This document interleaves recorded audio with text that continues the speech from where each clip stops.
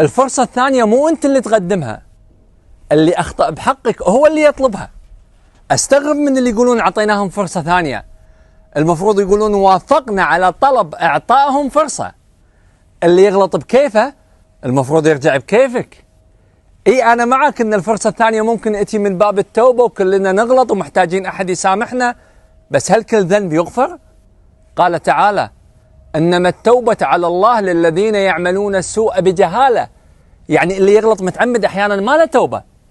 اللي يضيع الفرصة الأولى مو دائما يستاهل الفرصة الثانية، خصوصا اللي تأخر في طلبها، لأن مو كل اللي يرجع راجع عشان ندمان، يمكن يرجع لأن ما لقى أحد بطريقة أو ما لقى أحد يطيقه.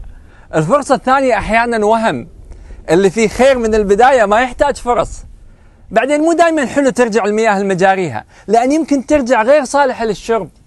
إذا يرجع ومعاه قلق مستمر ليش يرجع؟ الفرصة الثانية أحيانا تكون لك أنت في مكان آخر. الفرصة الأولى لها فرصة ثانية، بس الفرصة الثانية ما لها خط رجعة، يا تموت من القهر يا بسكتة قلبية. وبكل الأحوال راح نقول الله يرحمه، بس في قلة من الناس راح يقولون يستاهل.